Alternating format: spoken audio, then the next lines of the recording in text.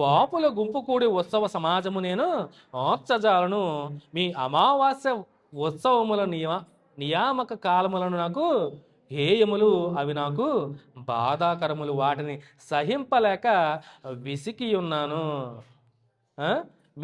మీ చేతులు చాపునప్పుడు మిమ్మల్ని చూడక నా కన్నులు కప్పుకొందును. మీరు బహుగా ప్రార్థన చేసినను నేను విన్నాను.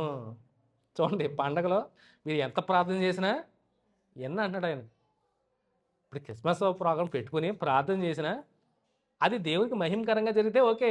మహిమకరంగా జరగకుండా ఎంతసేపు ఆటలో పాటలో డ్యాన్స్లో అల్లరితో కూడిన ఆటపాటలతో ఆ ఆరాధన అంతా గాడి తెప్పేస్తే ఆ టైంలో ప్రార్థన చేస్తే ఆ ప్రార్థన విన్నంటున్నాడు.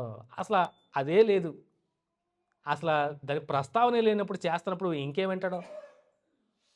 దేవునికి మెచ్చే ఆరాధన చేయాలి కానీ, అంగీకారంగా ఉండే ఆరాధన చేయాలి కానీ, ఆయన చెప్పని ఆరాధనలో కలుపుకొని మనం చేస్తే అది దేవునికి మహిమకరంగా ఎంత మాత్రము ఉండదో. ఖచ్చితంగా చేసుకున్నారు క్రిస్మస్లో, ఓకే, సంతోషం. కాకపోతే దేవుడు చెప్పాడా, చెప్పలేదా? ఆమోస్ గారి ద్వారా అదే విషయాన్ని సూటిగా చెప్తున్నాడు. మీ పండగ దినాలు నేను అసహించుకుంటున్నాడు. ఆయన అసహించుకునే పండగలు నువ్వు చేస్తావా? ఆయన వద్దన్నా, చెప్పొద్దన్నా, చేయొద్దన్న పండగల్ని మనం చేసుకుంటే దేవునికి అవమానకరం కానీ మహిమకరము ఎంత మాత్రము కాదు. ఒకవేళ పండగ ఏది చేసుకున్నారా, కొన్ని సంతోషం కోసం చేసుకున్నారా, దేవునికి మహిమకరంగా అసలు వద్దనే అన్నాడు. ఇంక నువ్వు మహిమకరంగా చేసేది ఏముంటుంది? కొన్ని చేస్తున్నావు, కొన్ని సవ్యంగాను సక్రమంగాను చేస్తున్నావు అంటే అది లేదే. దేవుని వాక్యానికి ప్రాధాన్యత తగ్గిస్తున్నావు. సందేశాన్ని అంటే వాక్య సందేశం లేదే, తక్కువ. అందరినీ కాదండి, చాలా బాగా చెప్పేవాళ్ళు ఉన్నారు.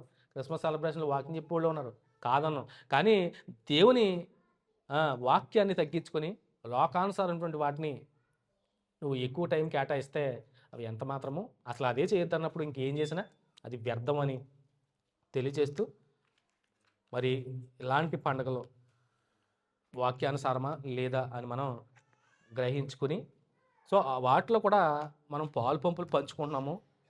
ఆ పాలు పంపులు పంచుకున్న టైంలో కూడా దేవుడు మనల్ని చూస్తున్నాడు. మనం